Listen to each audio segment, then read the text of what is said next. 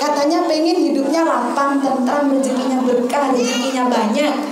Gitu, katanya pengen anak-anak yang soleh-soleha. Katanya doanya pengen cepat dikabul, gitu kan? Katanya pengen semuanya sekali minta langsung ada. Katanya kalau sedih pengen lapang dadanya, pengen tentram hidupnya. Tapi ketika dipanggil sama Allah, kok ditunda-tunda. Sedihnya lagi dipanggil sama Allah zuhur jam 11:30, datangnya jam 2. Oke?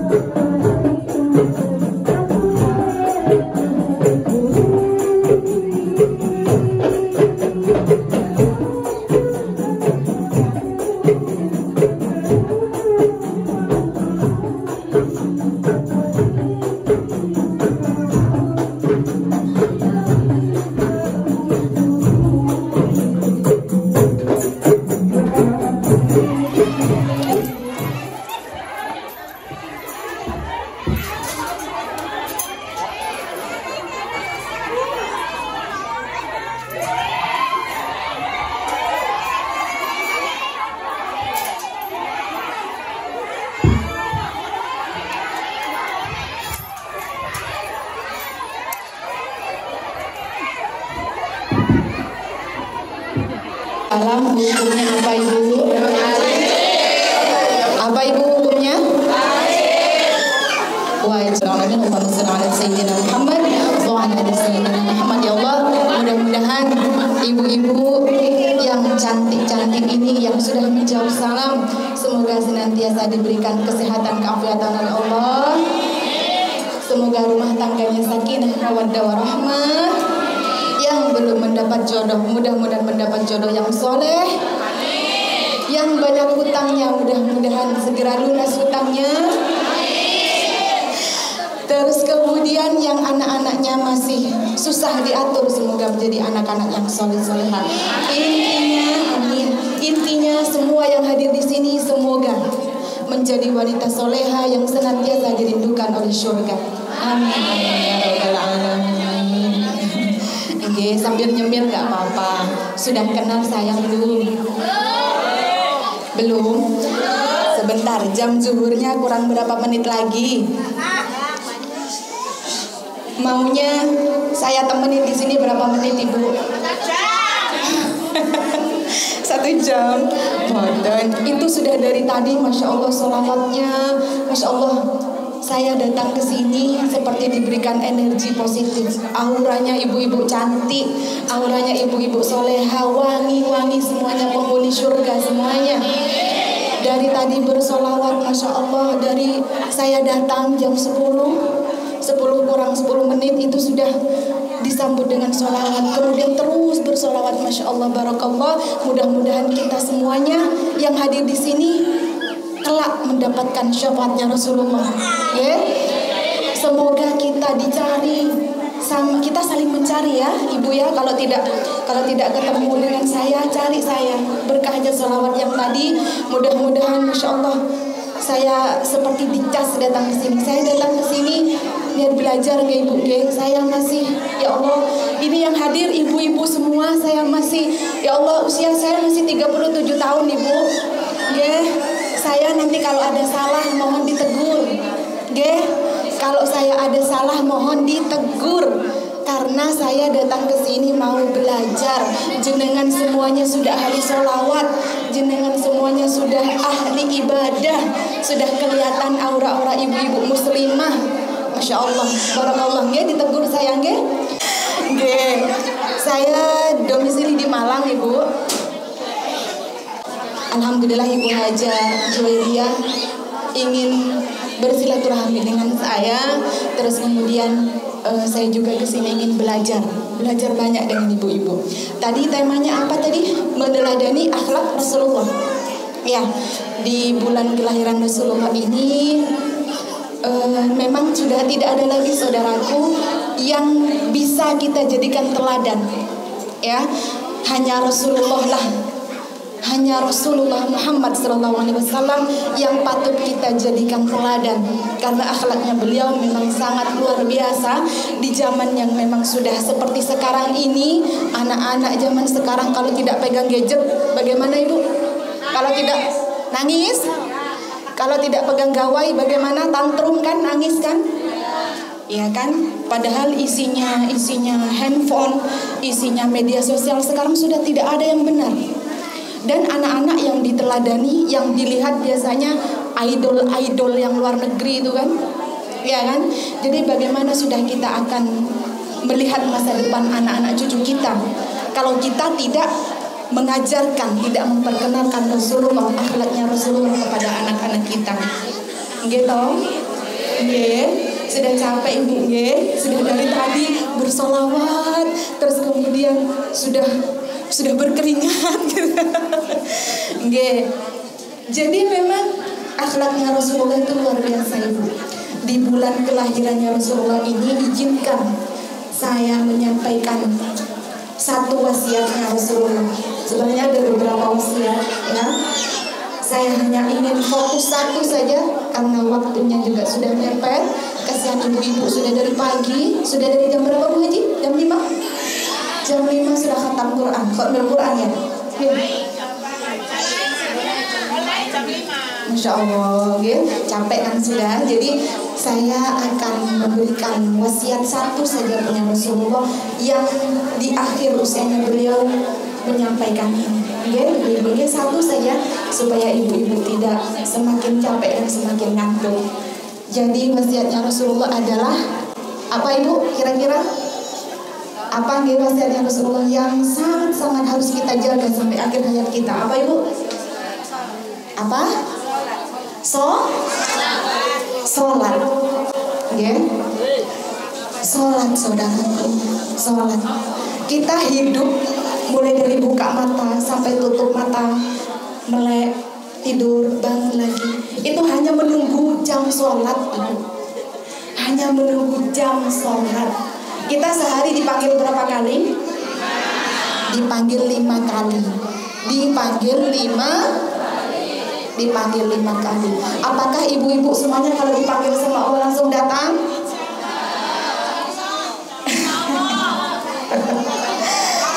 Kok insya Allah harusnya kan dijawab nggih. Berarti kadang pagi dipanggil sama Allah masih ngantuk gitu kan ya.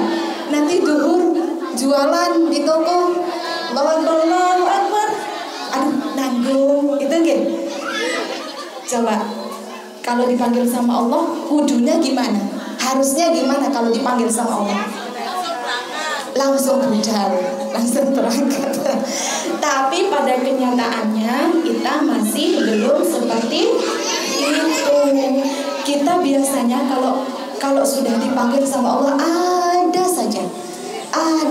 Padahal katanya pengen hidup bahagia, gitu. Katanya pengen hidupnya lapang, tentram, rezekinya berkah, rezekinya banyak. gitu. Katanya pengen anak-anak yang soleh-soleha, katanya doanya pengen cepat dikabul, gitu kan? Katanya pengen semuanya sekali minta langsung ada. Katanya kalau sedih pengen lapang dadanya, pengen tentram hidupnya. Tapi ketika dipanggil sama Allah, kok ditunda-tunda. Sedihnya lagi dipanggil sama Allah zuhur jam setengah 12, datangnya jam 2. Nggih? Kok nggih? Nggih kan? Ini abis ini sudah zuhur ini. Nggih.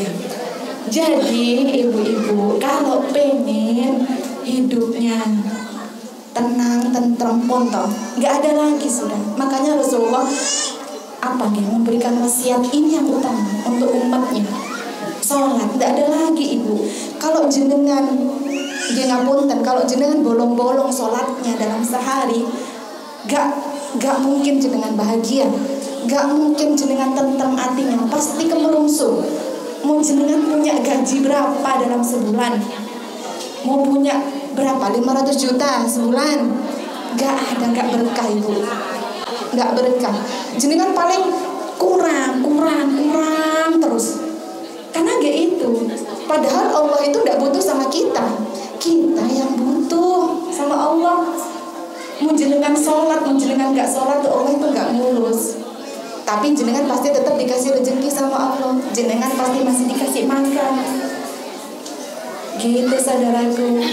Bener apa mboten? Dalam sehari jenengan datangnya selalu tepat waktu. Bener apa mboten? Bismillah.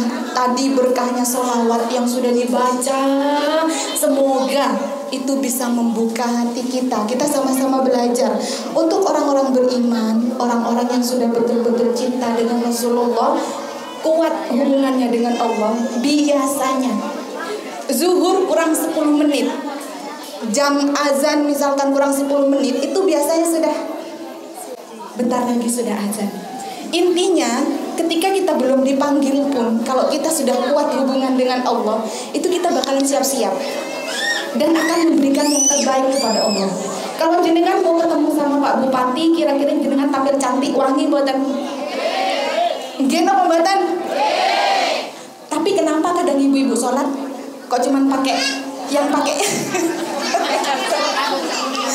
nggih ya Allah. Padahal kalau ini pengajian saja Masya Allah, semuanya dipakai yang mewah-mewah, semuanya cantik. Tapi kenapa kalau ketemu sama Allah kok opo-ono mau kenangi elek. Napa meneh?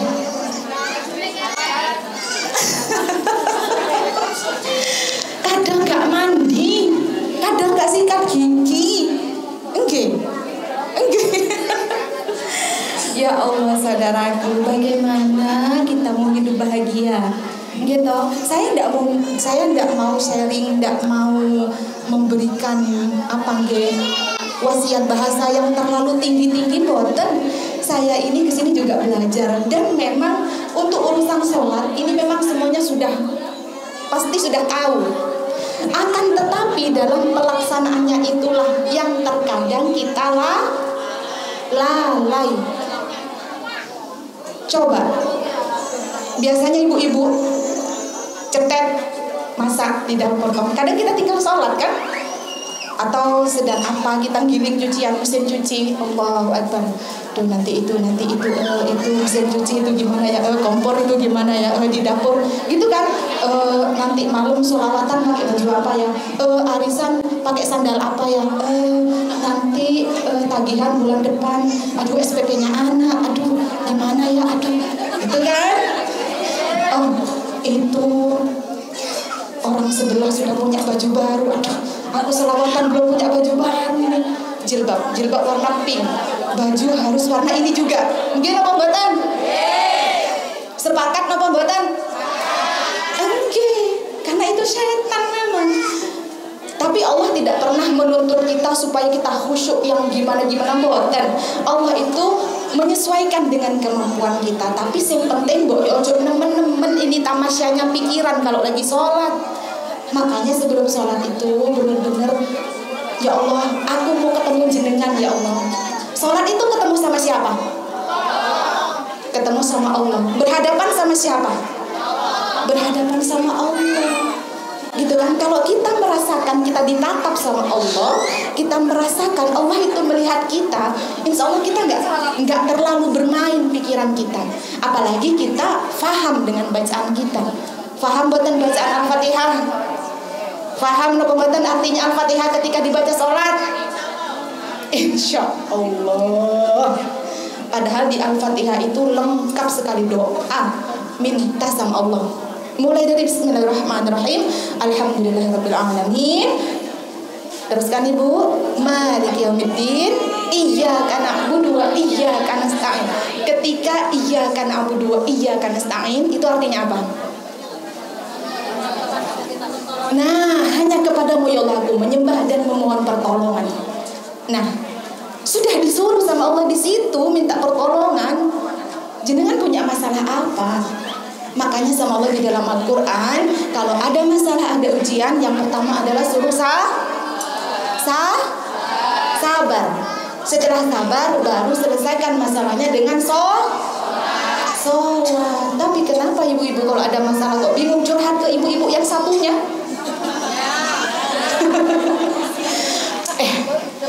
Opo iki yuk?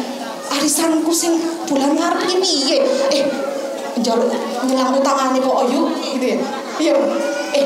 Yuk piro yuk lek kredit kelambi yuk. Piro yuk. Bener napa mboten? Ibu-ibu masih ada yang kredit baju enggak? Mboten nggih? Bagus. Loh, kok ada banyak?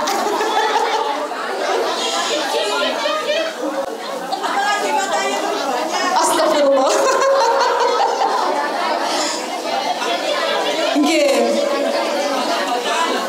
Jadi apa sih Ibu?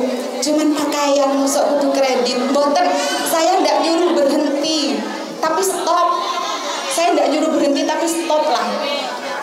Pakaian loh di kredit. Makanya saya di zaman sekarang ini, kenapa ibu-ibu saling kejar-kejaran? Yang jilbab kredit lah, yang baju kredit lah. Padahal kan sudah jelas itu, iya kan? Ada bunganya boten kalau kredit ibu-ibu di sini? Ada? Boten? Pasti ada. Coba ibu, coba. Gaya, tampil cantik dari atas sampai bawah, tapi itu kredit, pripun toh? Mosok seneng hatinya? Coba. Kepikiran toh? Paling cuman seneng di luar, wis aku gaya, kelambiku api, padahal dalam hati kecilnya ya apa bulan ngarep iki duit tekan dibayar iki, kan? Oleh ndi duit iki kok bayar iki? Ya Allah, orang sudah mengiranya cek apike klambine gue. Tapi ya Ibu ya, kalau sama-sama tahu tuh gimana sih perasaannya? Kan ini yang ngereditkan, nanti yang make ini ketemu di majelis, ketemu di selawatan gitu, gimana Ibu? Sudah biasa gitu mungkin ya? Oke Ibu, hukumnya kredit riba ada bunga gitu gimana sih? Hukumnya apa? Haram toh? Siapa yang bilang? Siapa yang bilang riba itu haram? Coba, siapa yang bilang riba kredit itu haram? Allah, Al-Quran, sanes kulo, bukan saya yang bilang. Gitu ya. Jadi kembali lagi ke sholat tadi. Coba, kalau pengen punya hidup yang tenang, hati yang lapang, rumah tangga yang sakinah mawaddah warahmah, sholatnya diperbaiki. Iyyaka na'budu wa iyyaka nasta'in. Ya Allah, kepada Engkau aku menyembah dan memohon pertolongan. Minta, sebutkan dalam hatinya, ya Allah, anakku, ya Allah. Sebutkan, tidak apa-apa dalam hatinya, tidak apa-apa. Karena kita memang sama Allah disuruh sholat untuk meminta pertolongan, bukan minta pertolongan sama orang. Iyyaka na'budu wa iyyaka nasta'in, ihdinas siratal mustaqim. Ya Allah, tunjukkan hamba jalan yang lurus, ya kan? Siratal ladzina an'amta 'alaihim ghairil maghdubi 'alaihim waladdallin. Amin. Sudah. Makanya kalau sholat mengerti, paham dengan maknanya, insya Allah jenengan tidak akan mungkin bertamasya terlalu jauh. Waktu sujud juga. Sebentar, ibu-ibu, ibu sudah mengantuk? Dikit lagi, nggih. Nggih, anggota tubuh kita yang paling mulia menurut kita, yang paling terhormat, anggota tubuh kita yang mana? Apa? Yang paling mulia dari atas sampai bawah, yang paling terhormat. Kepala. Yang paling terhormat kepala. Ibu-ibu kalau guyon bercanda sama sesama ibu, didorong badannya pasti masih ketawa, didorong apanya pasti ketawa. Tapi kalau kepalanya dicetak, dipukul, didorong, gimana perasaannya ibu? Mangkel, marah toh? Nah, tapi ketika kita sholat, kepala kita sejajar dengan kaki, kita bersujud kepada Allah. Itu kita menghamba kepada Allah, saudaraku, menghamba. Tidak ada sudah ibu, sholat ibu. Kita hidup ini menunggu jam sholat. Habis ini zuhur, oh alhamdulillah. Kerja lagi, jualan lagi, kegiatan lagi. Oh udah jam asar, nunggu asar. Berkegiatan lagi, oh sudah mau maghrib. Kegiatan lagi, oh isya, istirahat, oh menjelang subuh bangun sholat tahajud. Hanya begitu kehidupan kita ibu, menunggu jam sholat tidak ada. Kita hanya menunggu jam sholat. Yang lain itu kita ibadah niatkan karena Allah, itu bukan yang utama. Yang utama kita hidup ini sholat, karena hisab yang ditanya pertama besok di hadapan Allah apa?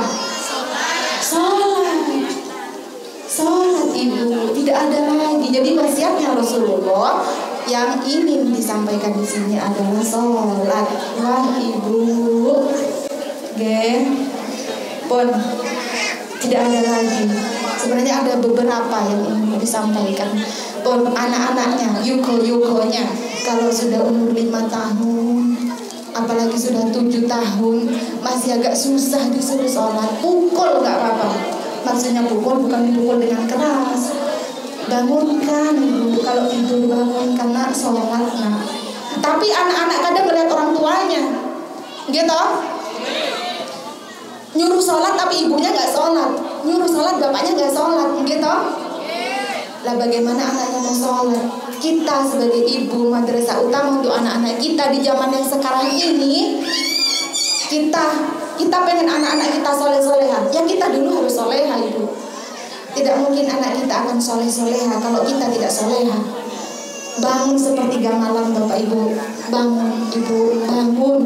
Doanya jenengan ini diijabah sekali sama Allah. Anak-anaknya jenengan, putra-putranya jenengan semua membutuhkan doanya jenengan. Sholat azan ya.